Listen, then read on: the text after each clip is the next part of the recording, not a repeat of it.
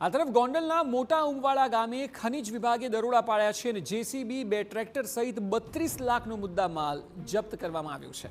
ખાનગી માલિકીની જમીન પર ખનન પ્રવૃત્તિ ચાલી રહી હોવાનો દાવો છે। વાહનો પર નંબર પ્લેટ પણ ન હોવાનું સામે આવ્યું છે। જપ્ત વાહનોના માલિક સરપંચ પ્રતિનિધિની સ્પષ્ટતા બાદ નવો વળાંક આવ્યો છે। અગાઉ ગામમાં ખનીજ ચોરી બંધ કરાવી હતી, જેનો બદલો લેવાયો છે। ખનન માફિયાઓએ બદનામ કરવા માટે કાવતરું રચ્યું હોવાનો આક્ષેપ છે। ખાનગી જમીન પર ખેતર સપાટ કરવાનું કામ ચાલી રહ્યું હતું। માટીનો ઉપયોગ ગામમાં બની રહેલા બગીચા માટે કરાઈ રહ્યો હતો। નંબર પ્લેટ વગરના વાહનો ફરી રહ્યા હોવા છતાં પોલીસ દ્વારા કાર્યવાહી નથી થઈ રહી। સ્થાનિક પોલીસ અને તંત્રની કામગીરી સામે હવે અનેક સવાલ ઉઠ્યા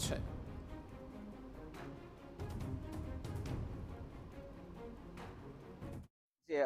આખા ગોંડલ તાલુકામાં મોટા ઉંબાડાથી જ ખનીજ જાતું એટલે એને હાંધાઈનું બંધ કરાવ્યું એટલે એના પેટમાં તેલ રેણાનું છે એટલે આ ખોટા ફસાવાના પ્રયાસ કરે છે। પણ અમે જે છે એ લીગલી છે, જે ભરી છે એ માલિકીમાંથી ભરી છે બનાવી છે। પંચાયતી બગીચો બને છે ફ્રૂટ માટેનો અને રિલેક્સ ફાઉન્ડેશન તરફથી મદદ કરવામાં આવે છે। મેન તો તકલીફ આ છે કે જે ખનીજ માફિયાઓને મેં અટાણે પકડાવ્યા છે એના માટેનું મને દબાવવાની હંધી રીતે કોશિશ કરવામાં આવે છે।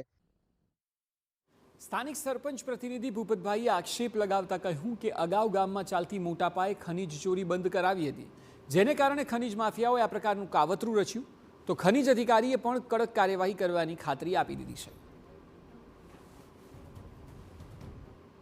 સરપંચ દ્વારા અમે ટેલિફોનિક જાણ કરતા એવું એમને જણાવ્યું કે એ જગ્યા ઉપર અમે છે ને ખોદકામ માટેની અથવા ગામના વિકાસના કામો માટે મંજૂરી આપેલી છે, એનો ઠરાવ કરેલો છે, પણ ઠરાવની નકલ અમને નથી મળેલી, જે માટે અમે કાર્યવાહી ચાલુ છે। અમે આજે જાણ કરી અમને પાછી ઠરાવ માટે મંગાવી લઈશું અને પંચનામું કે પાછી બીજી વખત તપાસ કરવામાં આવશે। 15 દિવસ